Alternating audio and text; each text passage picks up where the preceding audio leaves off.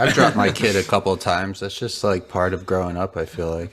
Have you ever done rebirthing? Rebirthing therapy banned after girl died in 70 minutes struggle. I'm Jesus. out. I'm out. Wanna make that paper, wanna make that dough. This is the affiliate marketing show. Wanna make that paper, wanna make that dough. This is What's up, everybody? It's Josh coming back to you with another episode of the Affiliate Marketing Show. Once again, we have Adam, CEO of Ringba, Harrison Gevirtz, and Bill Somerville, the CEO and founder of PolicyBind. What's up, Bill? Hey guys, how's everybody doing? Doing good, man. What's new by you? Uh, Newest member of the PolicyBind team, Amaya, my daughter. Learning how to be a dad. It's going pretty good, I guess. Everyone's still alive, so that's a big plus. A lot of people That's ask me how good it's start. going. I'm like, well, I have nothing really to gauge it against, but everyone seems to be doing well, so we're just learning, man. It's learning as we go, and it seems to be going pretty good. My daughter just started to smile, and I think her like field of vision is expanding. Right before it's just probably like just being blackout drunk. It's just field of vision is like 1 foot. You're like trying to grab people's faces, and your arms don't really work, and that's what it's like being an infant. And so now she can like see our faces, and when I pop in the peripherals and my wife's holding her, she's smiling, which is good because I feel like that's a good indicator that we're doing a good job, right? They're smiling. That's better than the screaming and the crying, which took up most of the day. So Yeah, I doing pretty good. remember I remember that was kind of the first rewarding period of being a parent. It's finally when you start getting paid back a little bit for all the taking care of them. You're like, "Oh, you do appreciate me. This is great." How old is she now? Yeah. So she was 2 months on the 24th of December. So we went into the doctor's office, got the vaccinations, or concerned because they said like, oh, there's two ways this can go, right? Either it's going to be a nightmare and she's going to catch a fever, or she's going to sleep. So we got really lucky. It was the sleeping.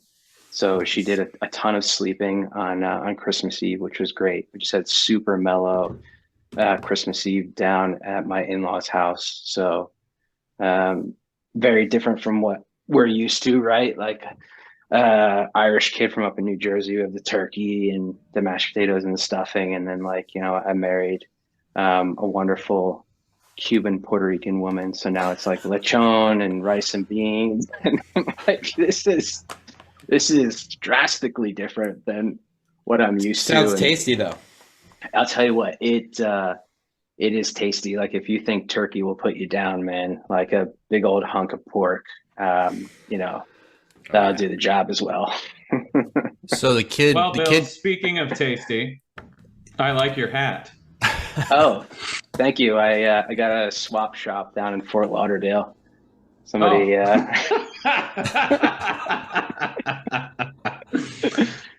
cost me $5. Got the guy down to $2. Wow, very nice. If you're not watching on video, Bill is wearing a Ringba hat, apparently that he got from a homeless person at a swap shop. So that'll be the It's a last great time I hat, send man. you swag, sir. It's a great hat. Remember you sent us the pack, and I'm like, you know what I really liked? It was the socks. And you're like, dude, are you kidding me? We sent you like North Face jackets and stuff. I'm like, yeah, that stuff is cool, but like the socks, real cool. You're like, just You tell me are that not next the time. only one. Our friend and good customer Ray asked me for like bags of socks, and so for this year for Christmas, I sent him literally a backpack full of Ringba socks.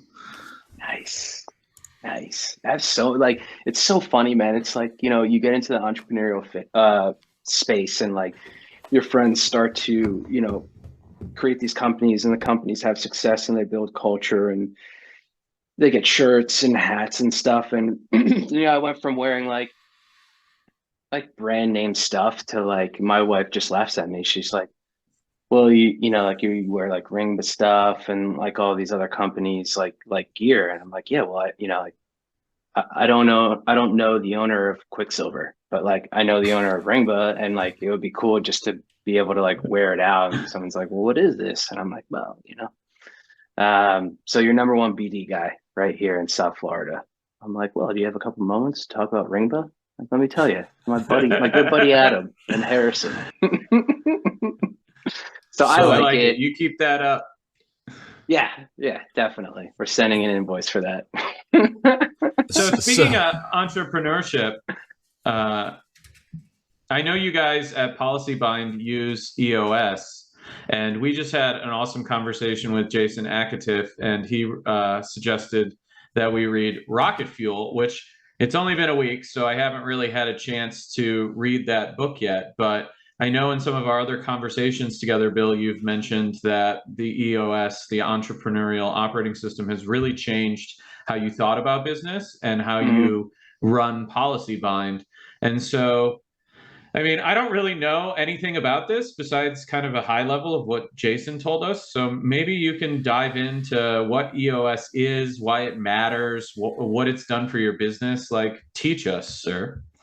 Yeah, sure. And like Jason said, this is something that I could like talk about for hours. It was, I guess it was so the end of last year. What year is it? I feel like that Jumanji meme. 2021 was last year. That's right. That's the one. So 2021, you know, we have, you know, our breakout year in Medicare pay-per-call. It's just like a huge spike on our P&L. And, you know, we're moving into our third year of business, which is like where, you know, most small businesses aren't going to get past the third year. So up until that point, you know, it's really just like proof of concept. It's like, hey, can I operate, you know, an affiliate marketing business? Can I provide value? Can I make clients happy? Or am I going back to work for Data Lot? Like, what's going to happen here? So we succeeded. The team just knocked it out of the park. And I said, all right, you know, like, we need to like turn this into a business. We need to operate it like a business, because the only KPI really that we were tracking was like, is there more coming in than going out? Okay, there is, great. Well, then let's continue to fund this question, right? And the question was, can we operate a successful business? And then I ran into, it's funny, it's actually someone we both know. So Sean McCormick, right? He tells me the story about, you know, I used to work at a company that deployed this thing called the Entrepreneurial Operating System, which is the acronym for EOS that Jason was using. And I just got curious, got the book traction, started reading it. And by the time I closed the book, it's like one of those pieces of literature, probably the only piece of like non-spiritual literature that when I got through it, I was like, wow. Like, that was very impactful. The book that I read prior to it that kind of got me there was a famous book is called The E-Myth Revisited by a guy named Michael Gerber. So just talking about like, you know, and I lucked out. I read that early, even like before I started PolicyBind. I had another friend that was an entrepreneur that's like, if you're going to start your own business, like read this book. And it was just, it totally broke down like every concept that I had in my head of just like, hey, I'm going to be a worker bee, and as a worker bee, I'm gonna start an organization, you know, change my mindset from like, well, I really didn't have a business, an idea for what a business was, but it changed it into like, hey, a business is a system, it's an operating system, and you need to create standard operating procedures to kind of elevate and delegate yourself. Otherwise, you're just gonna kind of like bottleneck the business. You'll end up working twice as much for about the same or marginally more money, because you're doing the books, you're doing the BD, you're creating the product, you're doing distribution. And like, that's a really quick way to just burn out, man. And that's, you know, that's pretty much where I was at. It's like the business was growing, but even after, you know, watching all the money come in at the end of 2021, like, dude, it's just exhausted, man. Exhausted. And then, I read Traction and I'm like, oh, that was really great. And we start to self-implement the program. So, I'm doing my best to kind of like, I sit there with Traction on my desk. All right, we're going to do this and do this. And then like the real big event for me was my wife getting pregnant. Right. So it's just like, okay, like now you're going to have a family. And, we really appreciate you doing these like 80-hour work week slogs for us to give us like an awesome life. But like, that's not conducive to like you being a father. And I had to agree. Right. So EOS, and this is our EOS book, right? That's given to us. Well, there you go. Zoom doesn't want to let you given show to us the book. by I don't even know if I'm supposed to show it to you. Given to us by a professional EOS implementer, right? I kind of balked at paying $5,000, $6,000, $7,000 for a day of someone's time for them to come in to facilitate quarterly meetings for us based around the EOS program. But it's just fantastic what they did for us to help us nail down our core values. Like what are the 5 core values of your organization? That ties into another book that Jason, spoke about, which is the book Who, which is a book that I came to from reading Jim Collins' book, Good to Great, where he talks about how important people are to an organization, having the right people on the bus, which is a culture fit, and then having the right people in the right seats, which mean that they have the skill set to operate in that particular seat.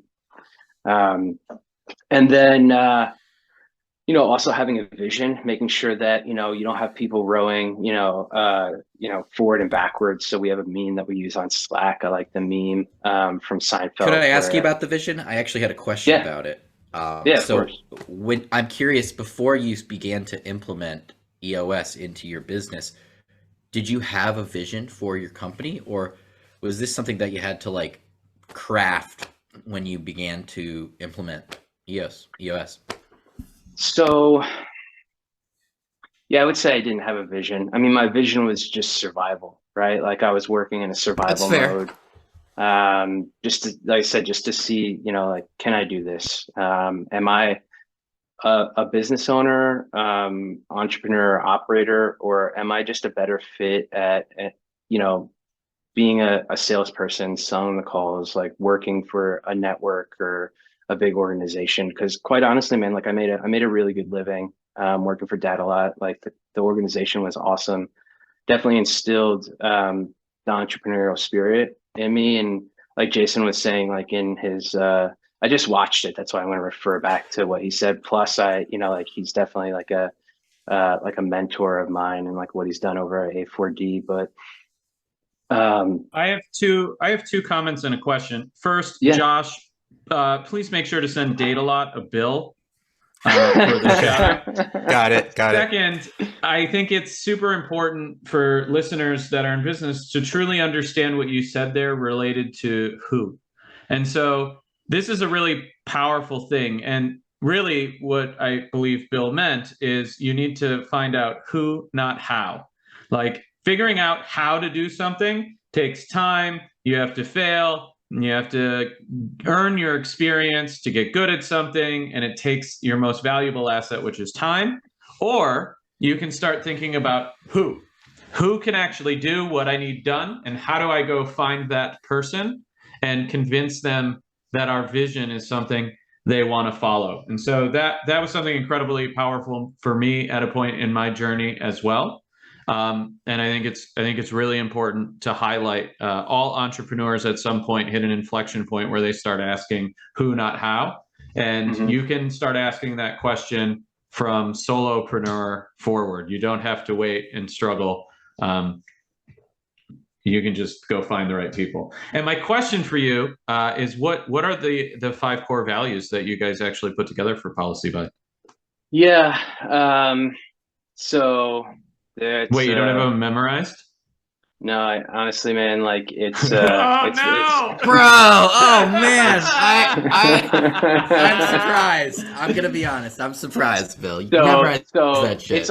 it's always readily available, and maybe that's part of the problem, right? Where it's like I have so much information like moving through my head. But there's 5 core values. The first core value is adaptive, right? Like we want people that are always learning, always testing. They're flexible, they're innovative, they're optimistic, they're calculated risk takers, and they're proactive. The second is responsible. We want people to be accountable, organized, proactive, professional, and reachable. We want people to be efficient, so they remove complexity, they automate, they optimize, they focus on big goals. They're organized, they're process oriented, and they move quick.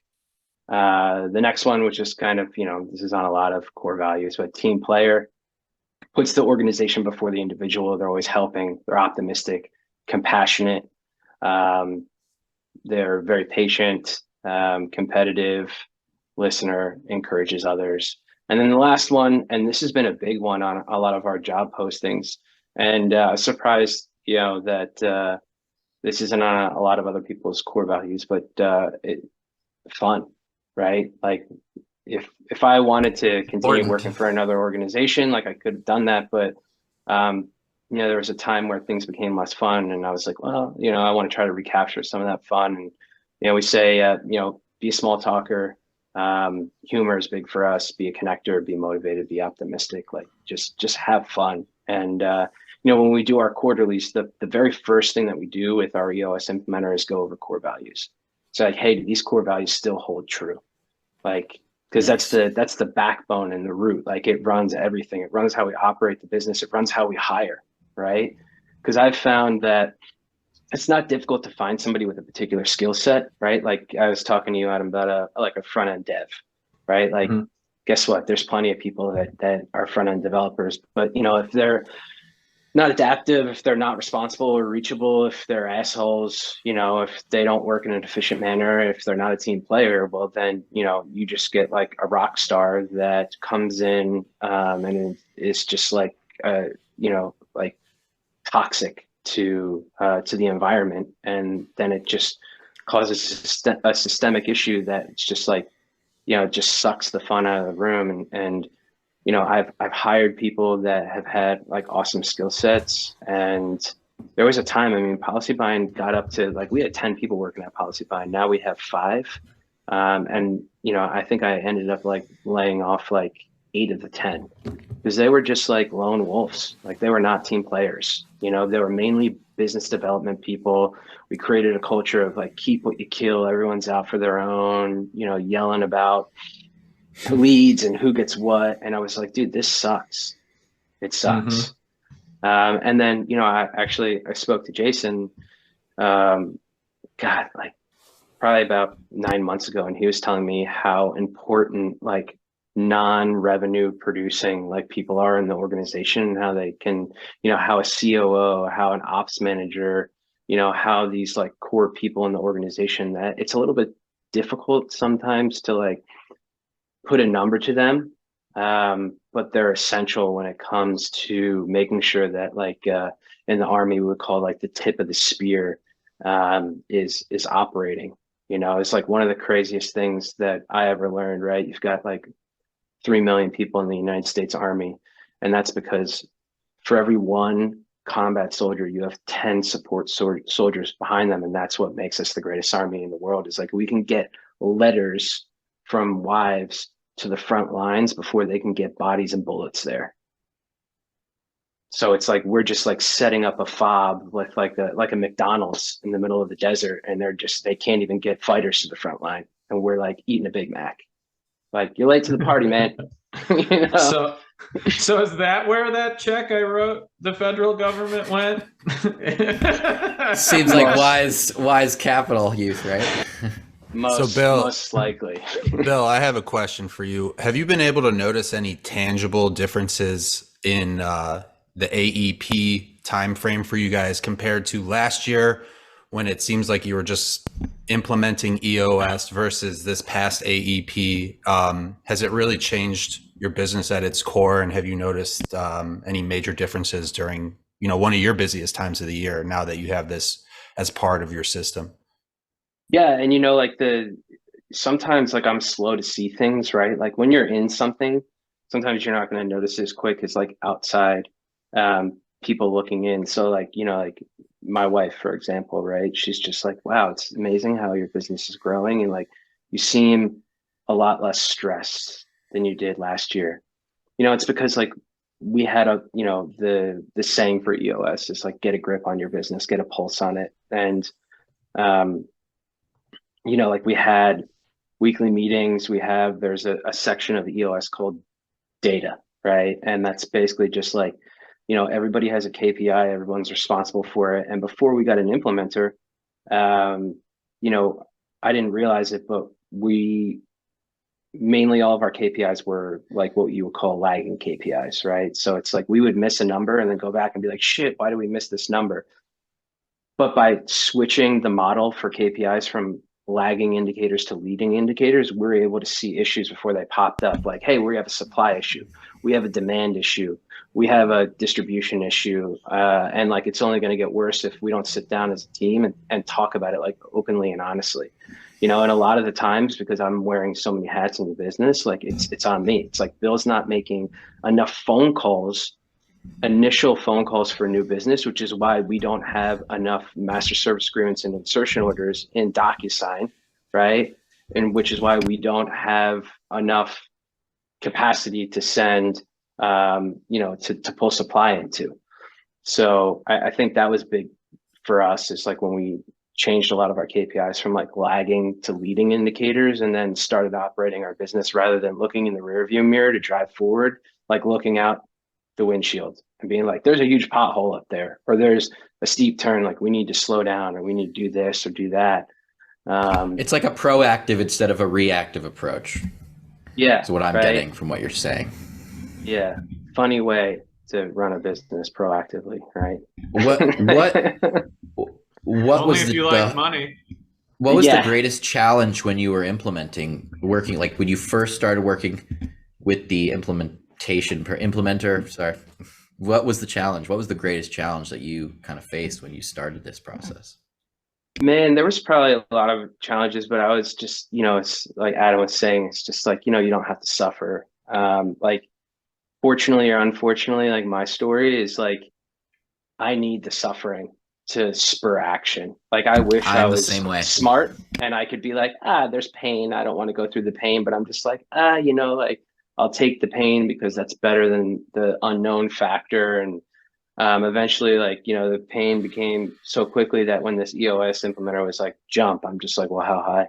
Tell me how high you want me to jump. Like, what do you want? Like, we just dove in, and the staff had gone through a ton of pain, like people on the verge of mental breakdown. And you can only tell the troops so many times, like, look at the numbers, look how good the numbers are. But eventually it's just like, yeah, the numbers are great, but like my personal life is a mess, and like I'm working too much, and you just can't compensate your way out of some of that. When somebody's at capacity, they're at capacity. That's it. There's just like, you could double their salary, you're never going to get any more out of them. So I think like for us, like the biggest challenge, and I'm very lucky, right, that we deployed this system like while the company was young and why there wasn't a bunch of people. But even when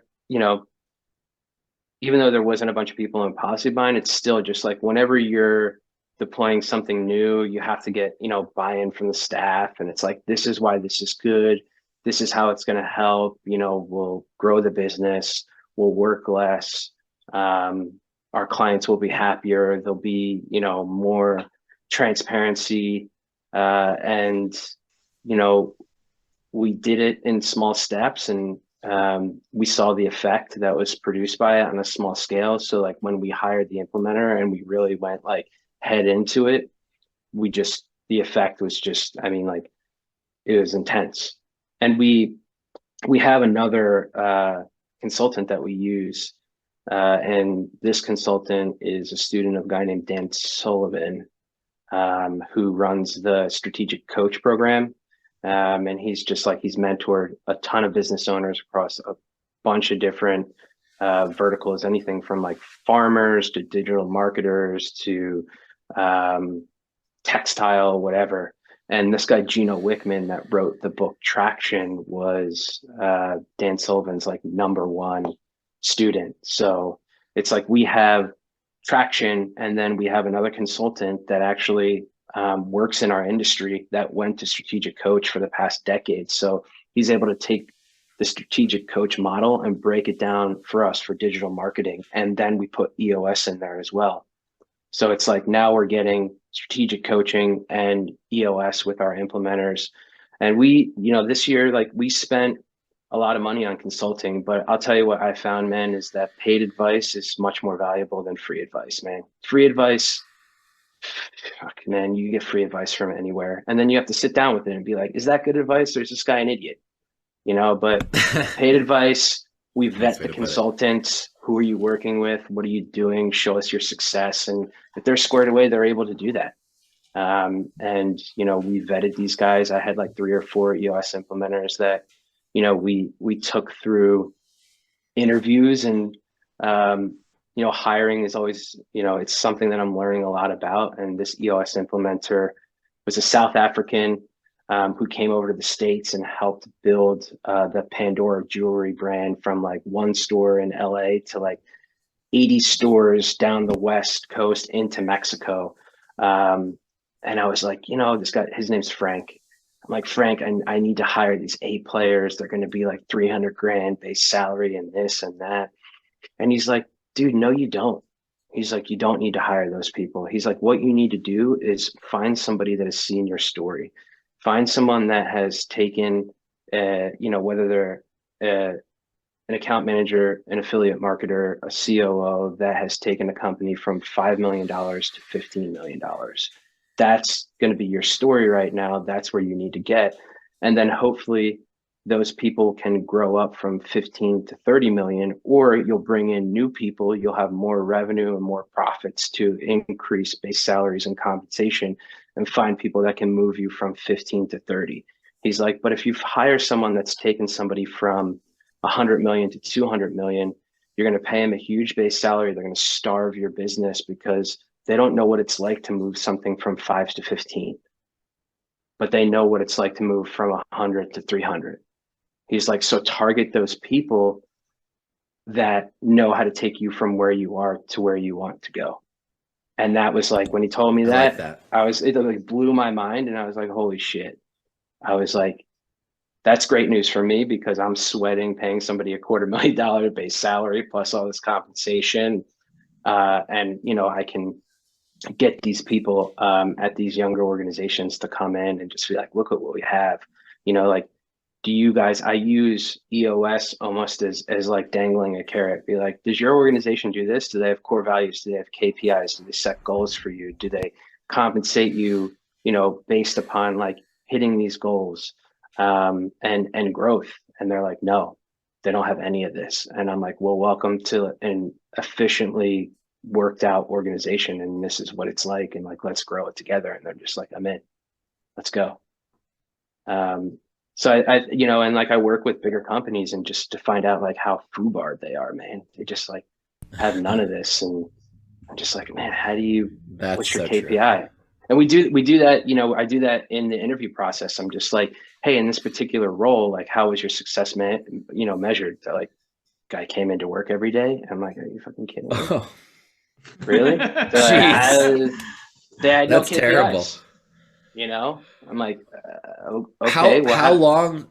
How long did it take you to implement? Like when the first, I guess, phase, like how long? And then once you kind of were in, you mentioned you do like quarterly kind of follow-ups. Like how often are you working with Frank now?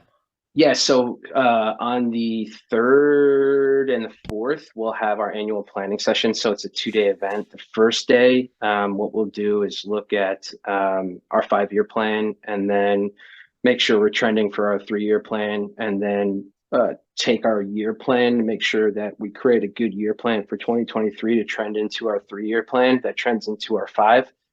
Then the second day, we break it down into quarters with a heavy focus on quarter 1, because that's what we have to attack. And EOS has you operate in what they call a 90-day world, right? So every 90 days, everybody has rocks, which are the biggest task that they want to knock out in a 90-day world that will, really move the needle, as well as like sub rocks, which is just like smaller tasks that we would like to perform. And all of that is based upon like us looking at, like we'll look at the state of Medicare, be like, hey, we're super heavy in Medicare. Like we have to diversify, and looking at the auto insurance industry and seeing, that's primed for a comeback. And it's like, all right, perfect. Like we've got this great business model. We have two choices. You want to be seasonal, you want to work Q1 and Q4 and then take a nap in Q2 and Q3, or do we want to run Medicare hard in Q1 and Q4, and then, run final expense and auto insurance in Q2 and Q3 so that we can really swing for the fences. So all kind of stuff. And I've been having to sit down with Connor and our strategic coach consultant, and we did this wonderful exercise where we opened up a spreadsheet. First column was just things we did right in 2022. And our consultant always says success leaves clues, right? Let's look at what you did this year that made you successful and isolate that. And then the 2023 gap. So like what big things or gaps do we want to close in on, or big things that we want to, do in 2023, line them out, right? The next column is who or what, right? So who is going to do this for us, or how are we going to do it? Like, what is it that we're going to do that's going to do this with our core guys right now? And then here's the last part that was like a mind blower. Last column is what is it worth to you to have this big thing done in 2023, right? So if I'm going to hire, like we're looking for like a controller right now, because I just hate doing the accounting. It just sucks the life out of me. And I'm telling you this as somebody that was an accountant for years, right? I just hate it. And I'm like, man, like if I was able to bring in a controller that could handle all these things, and then I can redeploy my time, as Jason would call it, or Traction would call it, like a visionary, right? Like steering the organization, that would be worth $5 million to us. So now I know what it's worth. And now to hire, a competent controller for 125K, you would be an idiot not to do that, right? Because now we're looking at things as to what it's worth to us rather than what it costs to us. And that makes it easier to pull the trigger. So Bill, I know compliance is worth a lot to you. And I know you guys work in the health space as well. And the reason I say that, you like that? You're getting good at this, Josh. The transition. Oh man. So I just saw taking that the wind out of the sails, man. Talk about compliance. So the FTC just released new guidance for health product compliance, and I'm just going to take 2 or 3 minutes, read a couple areas of this PDF they released to kind of give us a broad bird's eye view, and then we can kind of dive in specifically. But basically, the Federal Trade Commission's broad mandate is to prevent unfair or deceptive acts or practices. That includes making sure the information marketers provide about the benefits and safety of dietary supplements and other health-related products is accurate so consumers can make informed decisions. And then it goes on to say, basically, one, advertising must be truthful and not misleading. And before disseminating an ad, advertisers must have adequate substantiation for all objective product claims conveyed expressly or implication to consumers acting responsibly. Basically, anyone participating in deceptive marketing is potentially liable under FTC law.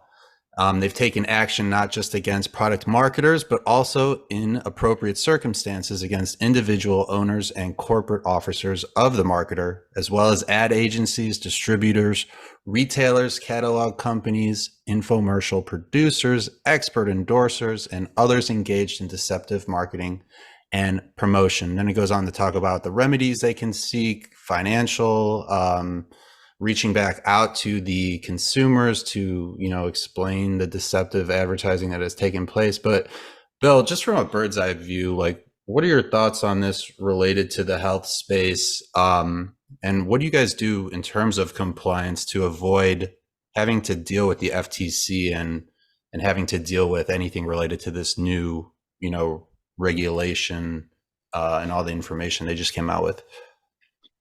Yeah, so I mean, I think the first thing is just, don't lie on your ads. I mean, like, when you do that and you push out deceptive marketing, like, in my experience, like, it rarely ever works for the advertiser, right? Like, if you're going to be like, hey, you can get this $5,000 gift card for food if you sign up for a Medicare plan. Well, like, the consumer is they called in because they really want that, right? They really want it. So when they call in, the first thing that they're going to say is like, I'm calling in about the $5,000 gift card for food. And then the rep is going to be like, well, I have no idea what you're talking about. And then they're going to disposition the call, and they're going to look at the source. And,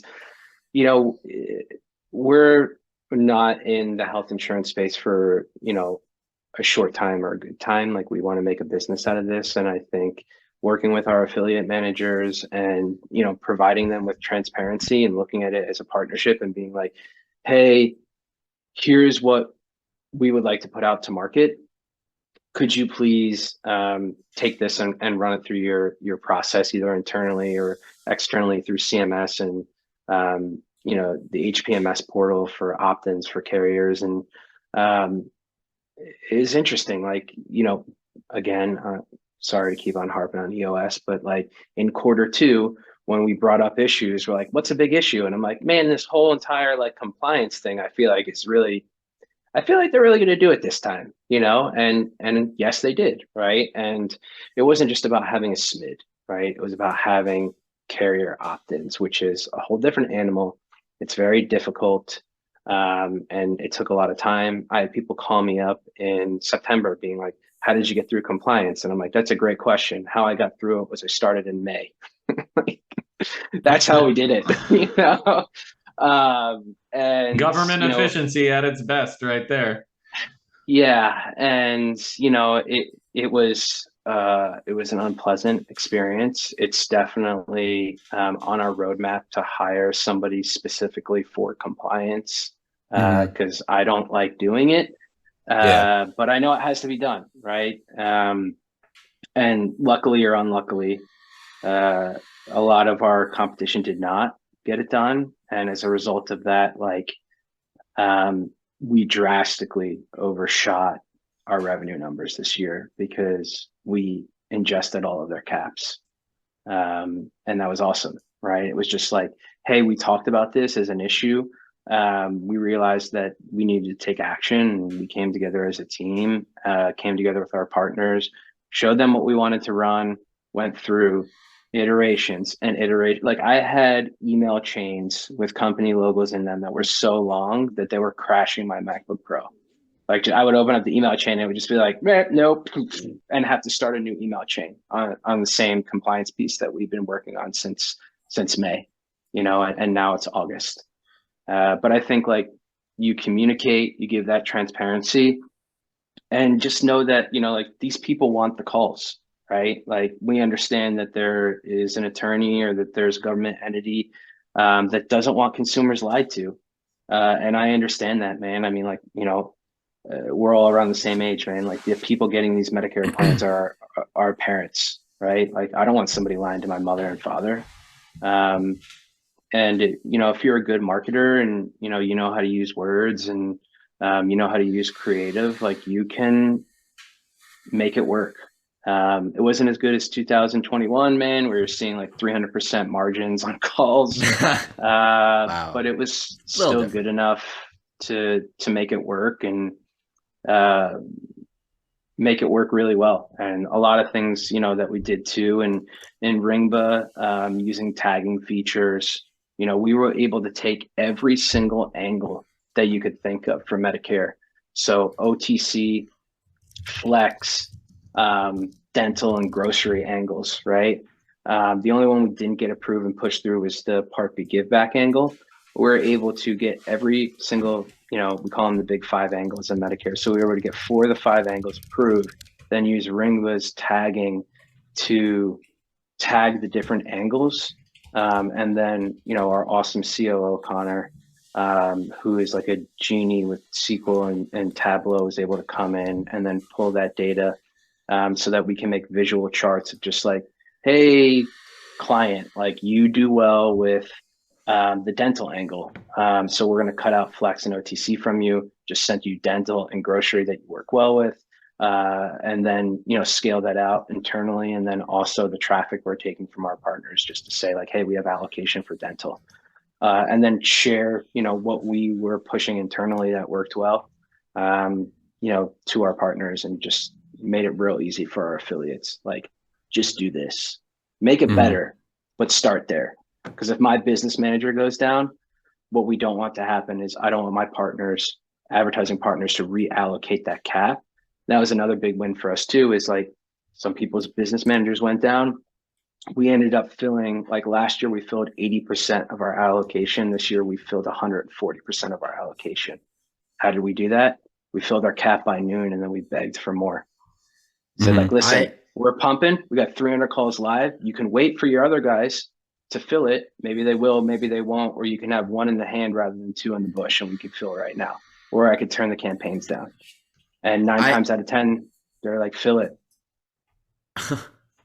I noticed a couple funny things with this. So real quick, I know you have something you want to get to, Josh, but there's this thing I found an article referencing these changes, and they said the FTC has settled or adjudicated more than 200 cases involving false or misleading advertising claims about the benefits and safety of dietary supplements or other health-related products, including foods, And so my thoughts are, is it just me, or is that not very many, given how long they've been going after people like this?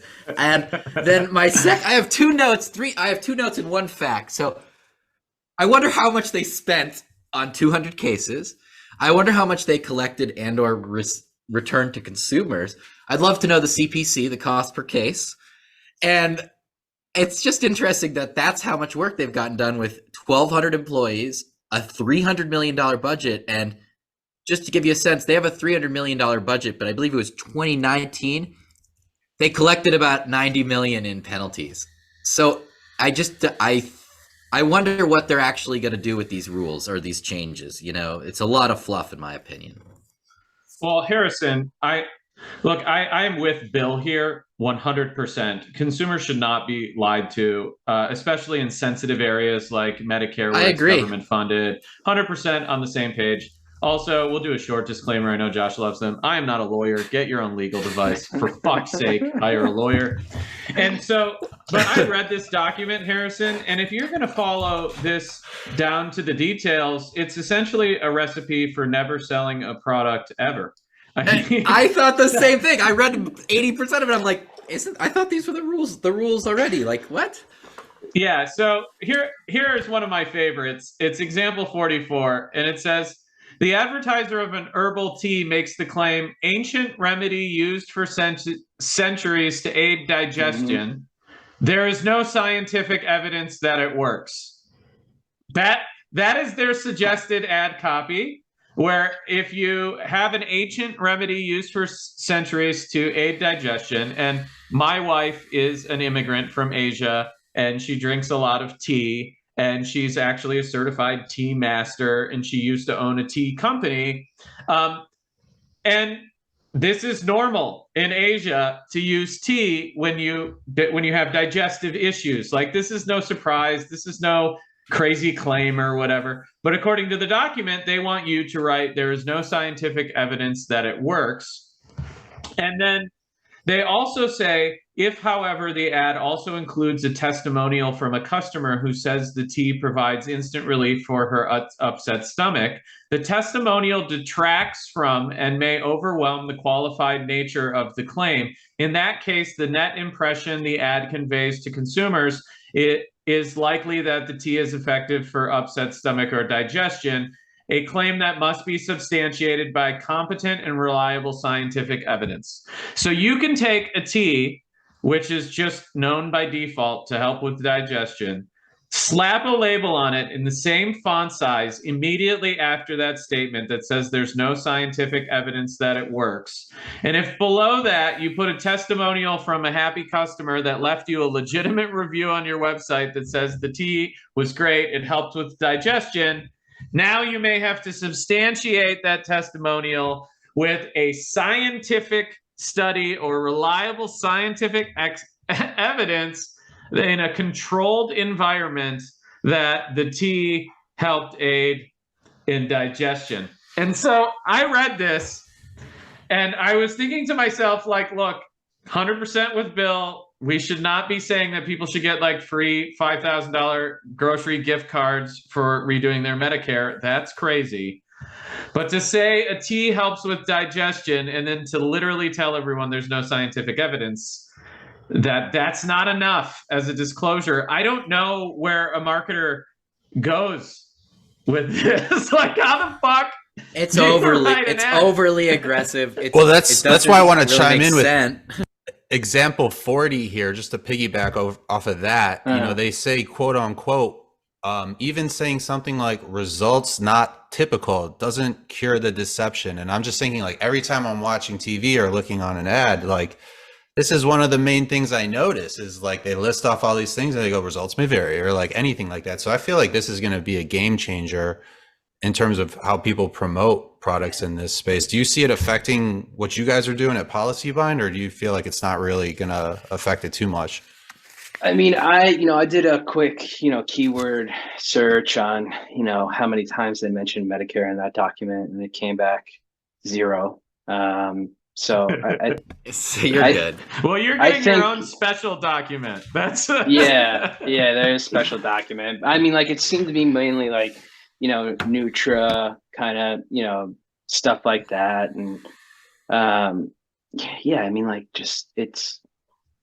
Well, here's one that would apply to you that Josh brought up in example 40, which I think is interesting, and it could be a big problem for marketers everywhere based on how the FTC is going to interpret using third-party evidence or third-party claims to substantiate your advertising. And so example 40 says, a marketer pays a blogger to use its supplement and write a review of the product on her blog. Although the marketer doesn't make any specific claims about the supplement's ability to cure acid reflux, the blogger writes that the supplement cures acid reflux and recommends the supplement to readers who suffer from this condition. The marketer doesn't have any evidence that the product cures acid reflux. In this situation, the marketer is liable for the blogger's misleading representation. Also, because the marketer is paying the blogger for the review, the blog must include a clear and conspicuous disclosure of the fact that the consumers, of that fact, so that the consumers don't mistakenly believe the post is unbiased. And so my translation of this is effectively that the marketer, i.e. the person paying for the advertising, this could be a network, it could be a media shop, it could be a company like PolicyBind, for instance, Bill. My interpretation of this is they're saying that if you have a publisher and you pay that publisher a commission or a fee, and then they go do advertising that is deceptive, whether you know about it or not, you either have to substantiate that advertising with studies or whatever the claims are, or you are then responsible and liable for the advertising of a third party, which I think is a pretty big revelation here. And they don't necessarily spell this out in plain language, but it's clear that the FTC is thinking about this now, holding some people accountable for the advertising of some of their partners, or in this case, the blogger that writes the article about that. Does that make sense? Yeah, it does. And, that's definitely like risk factor from, just taking publishers that are just generating calls, right? It's just like, we got a call coming in, we really don't know what's going on through the funnel. So to change that to, the model that we moved into this year where, using, another third-party software, Everflow, and moving affiliate traffic to our landing pages that we got approval for, that worked out really well for us. I mean, like, if the affiliate is making ridiculous claims and then they're going to hit our lander, like, the CBR to a phone call is going to be terrible, because they're going to be like, you can get this ridiculous thing. And then the lander's going to be like, this is actually what's going on. So it never ends up backing out for our marketers. But, when we tell them like, hey, like here's what we're using, like, please use this, works out a lot better. And then just, continually trying to, trim the fat, and, vetting pubs that just like to run hot. And, it's like, they have to share our vision, right? Of just almost kind of like share our core values, right? Like, because they're going to be an extension of us. So like, if they're not, trustworthy, team players, like, we're just not going to work with them. It's not worth it, right? It's like, save a sheep and burn the entire farm. And that's not on our roadmap, and we've got things to lose. So, we've worked with affiliates before, and I think like holding the landing page, where the call is going to bounce off from, is just from EPC standpoint, it's just not going to work out for them. Like if they're making one claim and then they're coming to a page, or even if like, we have our landing pages segged out by the by OTC, flex, dental, and grocery, right? So if they're just like, oh man, you can get rental assistance. I didn't get rental assistance approved. I know it's something that's offered through, or utility assistance through the Medicare program, but like, we didn't get that approved. We didn't run it. If somebody did run it, rental assistance, and then they hit a dental page, they're just going to get crushed. They'll spend $200 testing the offer, be like, the offer doesn't work. And I'll be like, well, what are you running? And they're like, this. And I'm like, well, it's not what we approved, and that's not what you should be running. So therefore, it's not going to be profitable. Yeah, I think this is also a case in having really solid IOs and contracts with your publisher partners, and making sure that those IOs and contracts specifically outline prohibited types of advertising. In this case, what we're talking about is incentive or incent traffic, right? Like giving someone an incentive to sign up or call for the offer. I think that when you put those types of things into the insertion agreements or the insertion orders, or your agreements with your publishers, and make sure that account managers properly discuss those items with the publishers. Based on this FTC document, I would even have we don't buy or sell phone calls, but my mind is going on this, right? Like I would have business development staff do a recorded Zoom call where you go over the terms of the offer with the publisher and go through the prohibited marketing practices, so that you literally have like proof that, hey, these are our terms, these are our prohibited marketing activities. Here is a recording of us going through those prohibited marketing activities with publishers, so that they're fully aware that we will not tolerate that type of thing like that.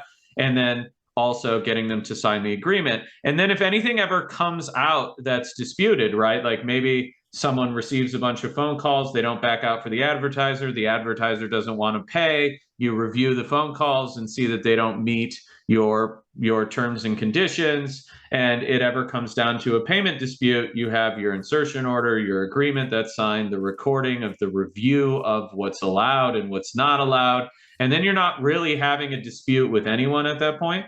You're just like, hey, we did our part. You can't prevent other people from breaking the rules, right? But as soon as you catch them, you can remediate it. And so I think, we've been talking a lot about best practices in business with the EOS system. I think that really applies to a scenario like this when you're working with third-party marketing partners, even as the article describes, bloggers or whoever. You really need to make sure that the agreements with your partners are tight and clear and easy to understand and have the rules in them, so that if there is an issue, right, no one wants an issue, but if there is an issue, you're able to go back and show that you did everything the right way and that you really care about what's going on. And Bill, I know your team is growing, and I think a lot of people in the space have growing teams, and I think they don't want to deal with things like legal and compliance because they view it as overhead. But in reality, like you said, instead of looking behind you in the rear view mirror, cleaning up something that's a problem, you can look forward and prepare for all these things in advance and make sure they're done correctly to prevent any types of scenarios like this. So, agreed. Also, what I found interesting about this document is here's a quote. And I think it applies to all types of marketing in their eyes, not necessarily just health related. And that is, quote, in social media, the internet, and other interactive media, the disclosure should be unavoidable. Disclosures made through hyperlinks are avoidable. And so I think, what they're getting at here is all the disclosures need to be conspicuous on the landing pages or in advertisements so that people can read them clearly and understand what they're getting at. They even go so far as to say if your claim is made visually and audibly, the disclosure should be made both visually and audibly. And then they say if the claim is just made visually or just audibly, the disclosure should be both. So how is that even possible? I don't know if it's just if it's a banner ad. Okay, this is lawyers that don't understand how ads work writing things, in my opinion. Yeah, I know it's a little aggressive. I mean, it's a little aggressive. I mean, look at number 46, Harrison. I mean, you tell me. 46 says an ad claims. Hold on, I got it open. Okay, well, I'm going to read it for everybody. An ad claims that a liquid mineral solution has been a popular American folk remedy for shrinking tumors since the early pioneer days. There is no scientific research that provides any support for this disease benefit claim. Even if the ad includes a clear and conspicuous disclosure that there is no scientific support for its claims, the ad is likely to convey to reasonable consumers that the product is an effective treatment for cancer. The strong effect of the claim on a potentially vulnerable consumer could overwhelm the disclaimer, leaving a misleading net impression about the product's efficacy. I mean, in my opinion here, they're saying even if you do like a wagon on the like prairie and say, this solution used to be popular back in the day for shrinking tumors, but there's no scientific research that provides any evidence that this works. The product doesn't work. Don't use the product. And then someone still buys it. It's unacceptable. Or you could have like the Oregon Trail kind of thing, and like out of the back of this wagon pops like this guy in a lab coat with a cowboy hat, and he's like, "Hi, my name is Tim, and like I'm a scientist, and like I've tested this, and it's the truth," and then he just pops back into the wagon. These examples are crazy. What would I say? Bill, we're trying to avoid the deceptive advertising. Look, I would say this. This is just, it's very if, and, or, but, and maybe. And so they made it. I bet if we gave examples, we take 10 FTC lawyers, put them in a room, and just start giving examples. Even they're going to contradict themselves on what's okay and not because of how hard they went in this thing. I mean, it's wild. Well, because of how hard they went at it, I almost think they're going to kind of be forced to roll it back a little bit. I just don't know how they're going to be able to implement it or how people are going to be able to do any advertising at all. Because as Adam was saying, it's like even when they're following the rules, I mean, there's factors out of these advertisers' control. So you might be following the rules in example 37, and then you might be breaking them in example 46. I mean, fuck. Does the FTC ever change their mind and come out with a revised policy, or is this what it's going to be? I would say that it's more like sometimes they lose in court and sometimes they win in court. Because this is kind of a lot like Medicare, right? It's like you can get HPMS opt-in for United, and then WellCare can be like, yeah, we're not going to allow any of that. Well, Bill, I know you. Oh, go ahead, Adam. Well, guys, to be clear here, this is called the Health Products Compliance Guidance. And so this is not specific law. This is just kind of where their head is at. But to Harrison's point, which is absolutely valid, I think if you were to put 10 FTC lawyers in a room and pitch ads at them, they and would take give these you... rules away, so they don't get to hold the PDF. They just get a picture on a screen. You're going to get conflicting information. And I'll just, sorry to interrupt, I'll say, No, go. This is the guide. So this is like the most conservative examples they could give. And there's always, the law is all about how you interpret it. That's what I'll say. And get your own fucking legal advice, please. Yes. Especially with a comment like that. I got to emphasize. We also need that text to come across the bottom as well. It needs to be like audible and then also visual as well. So.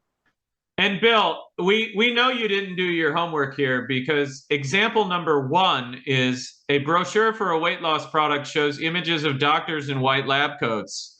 And so... But were they actual doctors? I feel like you could just pay somebody $5,000. Be like, go to a doctor. Be like, are you a scientist? Yes, perfect. I'm gonna need you for a day. Here's $5,000. No, Bill, this is not the advice you should be giving. Look, he did not read the PDF, and you will need a clear disclaimer that is a paid professional spokesperson, and results are not typical. Look, our external counsel is going through it right now. Okay, they're gonna give me the synopsis. Bill, you mentioned you did a keyword search for Medicare and nothing came up, but I did want to bring up another topic here, which is proposed changes to Medicare marketing for 2023 and beyond.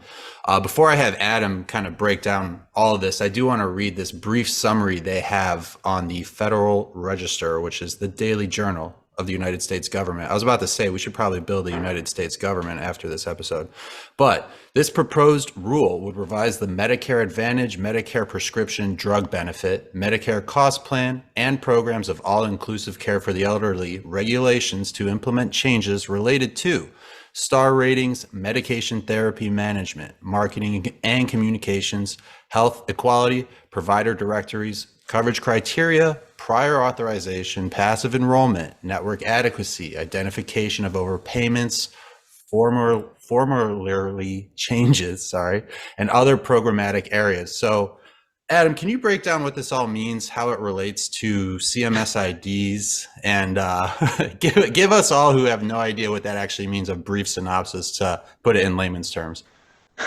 I mean,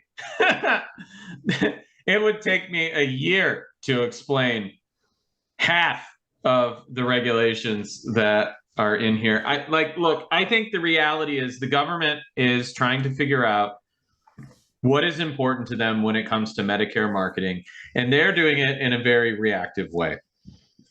I don't think they're bringing experts in and truly understanding from both sides what can be effective marketing and then what is best for consumers here. And so what we're seeing, especially over the last couple of years, and Bill touched on this a bit, is there's been a major change in compliance, and compliance keeps changing. And every time they change it, it forces everyone to do these review processes.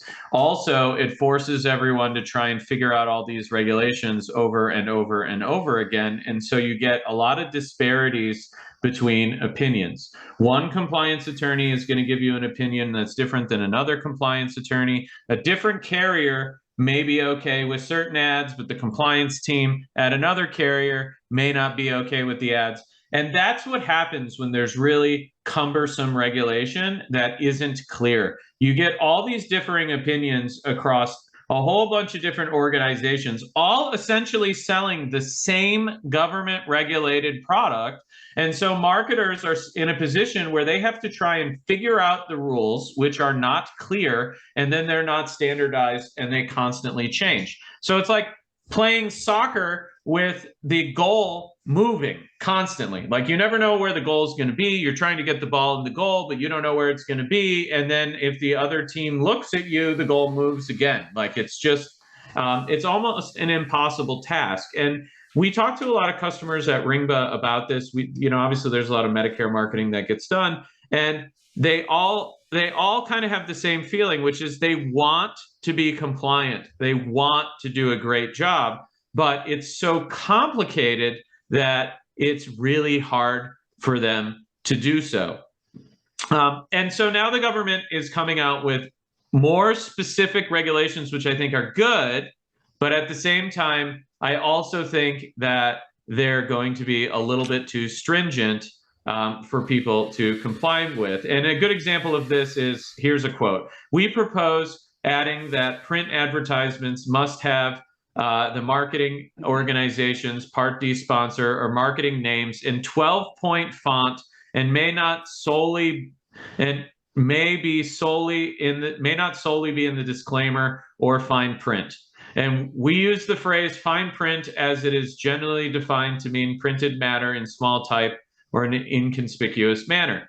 For television, online, or social media-based advertisements, we propose that the names must either be displayed during the entire advertisement in the same font size display as benefits are displayed and phone numbers are displayed, or be read within the advertisement at the same pace as the advertised benefits or phone numbers. And so, like, this is going to cause major issues for a lot of advertisers. If you see TV ads in Medicare and they're like, call 1-800-264-3392 at that pace, and I have no idea what that phone number is.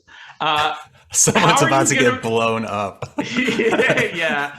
So how is someone going to read a 5-sentence disclaimer at that same slow pace for a 30-second television spot? It's just not possible. And then how are you going to put that same disclaimer at the same font size as the phone number when the phone number is generally printed across the entire television screen so that it's easy for senior citizens who may not have great vision to read? And so I understand what they're getting at here, but if you're going to do a font size 96 phone number, you cannot do the disclaimer at the same size. And so basically what they're saying here is to reduce the size of the phone number to the same font size as the disclaimer, because the disclaimer is too big to increase the font size to the same as traditionally run in phone numbers. So, well, these regulations that are proposed are well-meaning. I think the problem we're seeing, both from our previous discussion about the FTC and this, is the fact that these government organizations are not doing a good enough job with these proposed regulations, working with the companies that actually do the advertising. Because I look at this and I immediately know there is no fucking way you can get the disclaimer the same size as the phone number. You're going to have to reduce the size of the phone number to comply, which doesn't do senior citizens any good. In fact, it makes it harder for the senior citizen to pick up the phone and call for Medicare. And so, I mean, I don't know if these will get approved, but I see this, and there's no continuity between the advertisers and the government. There's no collaboration here because these things are so obviously not easily implementable that it's not. I don't think it's actually gonna help anybody. Yeah, so that's my rant on that, Josh. Thank you, Adam.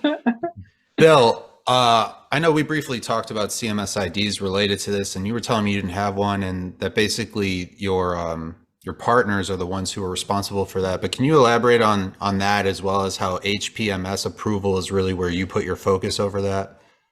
Yeah, so we didn't, acquire on CMS ID. We did. My wife is a certified financial planner. Because of that, she has her 215 license in a bunch of different states. So, we use that to get a G2 certification so that we can market on Google and adhere to all of their policies. But as far as like really going down the rabbit hole of getting the CMS ID, we didn't go through. I was worried it was going to spook our advertisers, right? Like I wanted to give our advertisers kind of like, hey, this is what we propose that we're going to do, and we're going through, you so that you can go through CMS. And the last thing I wanted was like to go through to get the opt-ins, and then for, let's say, like SelectQuote to be like, yeah, well, that's not good enough for us. Like we have to submit through our own, and just be like, all right, well, all that work that we just did is now worthless. So that was like the issue that we discussed. where yes, we could do this. It would probably accelerate, and we'll probably end up doing that this year moving forward, right? Like with more time, more trust built up with our partners. We delivered a ton of calls, man. I mean, like there were days where we're doing 15, 20,000, unique inbounds, doing a ton of calls, doing the calls the right way. As basically what we showed our advertisers. And yeah, maybe this year it's something we'll discuss during our annual meeting, right? It's like, do we want to go through CMS, get our own ID, submit everything directly through CMS, or what do we want to do here? So yeah, I guess it was a kind of a long answer. I don't know. Well, I'll bring it up to the team and see if that's something that we want to pursue. But the partners, is there anything that you would benefit like that? Is there any true benefit? Is there someone that won't work with you because of it, or will it open any doors for you if you were to pursue it?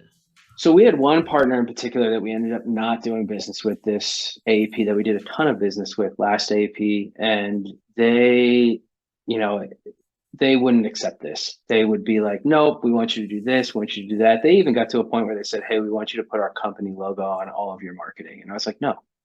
They wanted a link out to their website on all of our that's excessive. I'm like, no, I'm not willing to do. I'm like, are you willing to track and pay me for any calls that come out of that link click? And like, how do you propose to do that?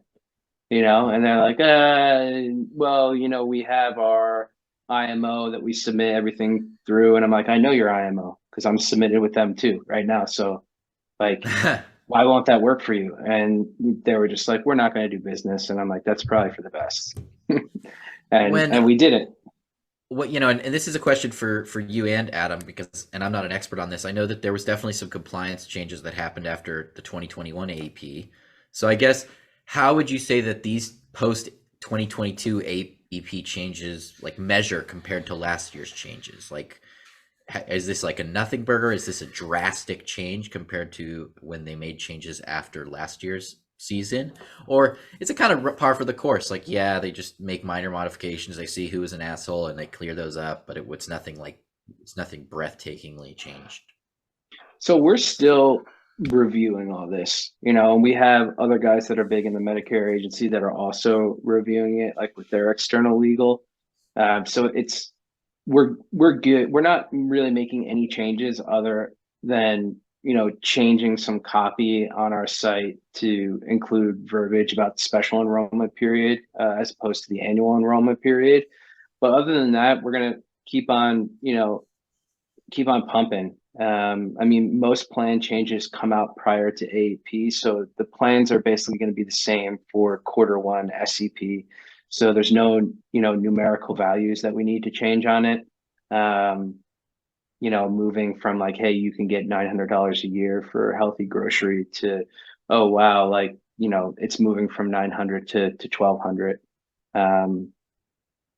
So we're not really doing anything different, man. Like, it worked in AEP. We're going to roll it forward to special enrollment period. And then that quarterly meeting that we have on April 2nd and 3rd is usually like, okay, Medicare's cooling out. Like, let's round the wagons. Let's look forward. We'll digest the changes a lot more. But I think we're in a really good position with all the work that we did in Q2 and Q3 of this year to, continue, high volume Medicare calls throughout the end of the special enrollment period on the 31st of March.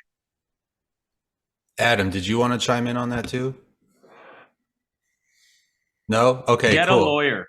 Yeah, well, I was actually about to say, Bill, I want to get your take on one other thing before we let you go. But before that, we're hooligans. Don't listen to us. Get your own fucking lawyer and your own fucking legal advice, all right?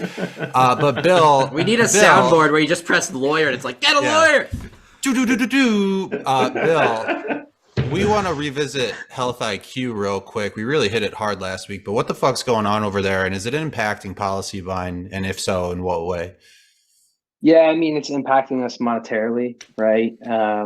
We have direct clients, and then we also are broker friendly. A lot of brokers will ingest our calls, and Some of them landed on Health IQ. So it's just kind of made this like train wreck of receivables for us, right? Where, we know the partners, we're sending calls there and they're like, listen, like we're going to take a huge hit. We're going to pay you. But can we get like a stay of execution? And luckily, I'm not going to confirm or deny that Health IQ was a client of ours, but it didn't affect us that bad. Going back to EOS, it was an issue that was brought up to us. Anytime you have an advertiser that has poor reporting or kind of just throws their CPA model out of the window, that's a problem. Like, you don't care about your CPA? That's weird. And, from what I heard, volume was more important than CPA. And that makes no sense. I mean, if you're losing money, give us more. Hey, we want to lose more money. Send more to us. Like, well, that's weird. That's kind of like a, blow the bridge tactic. So wait, just to clarify, Bill, you're saying that you can't make up losses with volume? I mean, in Silicon Valley, we're going back to the FTX episode. anything is possible in Silicon Valley, right? Like, we're operating at a loss, but we're a $10 billion company. So I don't know. That's like 80% of the top unicorns in Silicon Valley, right? Yeah. One day we'll make money, but we have a really great idea. It's called Medicare. Yeah. When I lived in San Francisco, I remember being at like a restaurant and someone telling me about their stupid startup, and they're like, yeah, we've raised $1 bajillion. And I go, great. So like, how are you going to make money? And they said, we really haven't thought about monetization yet. We're just focused on growth. And I was like, well, how will you make any money? Like, don't you need to make money? Like, no, we're just going to keep raising rounds. And I vomited up my dinner on the table after that, pretty much. Yeah. For them, happiness is not positive cash flow. It's just another. For those listening, that is the pillow behind me. And it's from Carl Icahn. Yeah. So, I mean, it sucks, man. It sucks that they let all those agents go before Christmas, right? Like, you just got to think like a human being. Like, these people, want to give their families and kids a great holiday, and now they're unemployed, and it sucks for a lot of our friends in the industry that took like, multiple 7-figure losses. And, like, if we can be a good partner to our network friends and say like, hey man, like, just pay later. If I have the ability to do that, I'm going to do that. It's the ethos that like we have. This is given to me by a good friend. He said, do well by doing good, and like, if you're in a position to do good, like, why not do it? So it sucks. I feel for those people. My first response to a customer that is most likely taking a really nasty write down on that situation, Bill, was, bro, do you need like credit for a while? And Ringba doesn't give credit, but I was just like, how can I help? Like, this is terrible. And so I really appreciate where your head's at. Most people, when they see a financial problem or an issue like that, the last thing on their mind is, how do I give someone additional credit? How do I help them out of this scenario? It's mostly like, how do I get my money as quickly as possible to prevent losses? And I just think your mindset is really good there, and it's so important. Like, it's a very kind mindset in a situation like this. Yeah, it is. Well, Bill's a very kind guy. I mean, I agree. Bill's one of the best. Well, Bill, this might make you happy then. The Health IQ was served with a class action lawsuit from their call center agents last week, saying that they violated the federal law that regulates notice during mass layoffs of a certain number of people. And it looks like those employees are coming for blood. Good.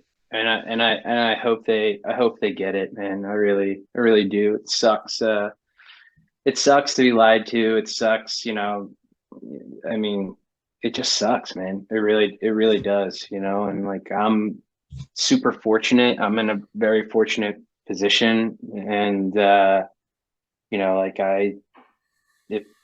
if I could help, like I would love to help some way, shape or form, if there's something going around that I could sign or our staff could sign, like, yeah, we'll sign it. So I wish I had a Medicare call center. I hire these guys, but I don't. And I know if they're good, they'll land someplace. Something good will happen. Someone will see it come out of. I notice a lot of like tech layoffs, right? I follow it on LinkedIn, and like what an awesome platform that is, where they do like hashtag layoffs, like tech layoffs, and just to see the comments, a lot of recruiters, right, like giving away their time, the billable hours for free to like help people during the holidays to find new employment. It's gives me hope, right? It's like, you watch the news for 10 minutes and you're just like, holy shit, man, everything's going to hell in a handbag. And then you see some stuff like that and you're like, all right, things could be okay. So that's cool that you did that. And that guy that took that write down, man, like, he's a beast. He's built for situations like that. And I have no doubt that he'll come out the other side and just crush it, because that's who he is. Well, I hate to say it, Bill, but I don't know if you can predict who it is, because that's how many 7-figure write-downs Ringba customers are taking. I know a couple that I would call very good friends. And yeah, it's unfortunate. It's actually like super, like who I really feel bad for are like the guys that were just like, like getting up and going, and to hear like, they took 6-figure losses. And like, I know that like, if I took a 6-figure loss, like my first year or two, that would be all she wrote, man. That would be it, So I hope that everybody gets back up. And like Jason said, best possible way to combat that stuff is just to be well diversified. It's something that, we've talked about quite frequently, like, hey, we've got a lot of eggs in the Medicare basket, man. And, this year moving into 2023, like, we're going to see a ton of diversification, take our playbook that we made in Medicare and done so well and be like, all right, let's take this playbook, let's write it down on a piece of paper, right? We'll call it the annexation of Puerto Rico, and we'll pick that playbook up and we'll drop it on auto, we'll drop it on ACA, we'll drop it on final expense. And we'll just use that same playbook to corner other markets. And I think you'll see a lot of that from us in 2023, where it's like, hey, here's the Medicare guy talking at Medicarians and all these conferences, and just figuring out other ways to, work with the same consumers that interact with our brands on Medicare, and figure out like, hey, what are other offers that we could propose to them that they would find valuable through email marketing or retargeting, and just trying to remonetize these guys a little bit more. At the same time, help them lower their auto insurance rates during a time, where inflation is going to be super high, or home insurance rates, or lower their electrical bills through solar, or whatever. We're going to sit down and have a good powwow with it for 2 days, shut the business down basically, and just talk about, how do we keep kicking ass and taking names, man. So Bill, you're a stand-up human being. You're a fantastic podcast guest. We're definitely having you back on. I don't know when, but 100% you're coming back if you'll allow us. Before we wrap this up, I just want to give you the floor real quick. Anything you want to tell our viewers about PolicyBind? What's next? Now that AAP is over, the floor is yours. Go ahead, and then we'll get out of here. Yeah, I mean, first and foremost, like I just want to thank the team at PolicyBind. Like, wouldn't be able to accomplish any of this without them, especially with the new child, right? I want to thank all of our publishing partners, all of our advertising partners for trusting us, and I want to let everybody know that we're growing the team. And if some of the stuff we went over in EOS and our core values, like if you can relate to that stuff, or that seems like an organization that you like to be involved with, please reach out to me, because we're going to be hiring for a bunch of different positions in 2023: business development, account management, controller. If you're an accountant and you're watching this, please call me immediately. And some ad ops positions too. So definitely my favorite part of the day is like interviewing people and learning about all the roles that they've been in. And, if we don't have a spot at PolicyBind, like I get a deep connection of people and I can refer you to another business that you might enjoy more than your current one. So for Josh at OfferVault, Adam from Ringba, Harrison, Gevirtz, and Bill at PolicyBind. Let's make that paper. Let's make that dough. Please, God, get your own fucking legal advice. This was the Affiliate Marketing Show. We'll see you next time, everybody. Affiliate marketing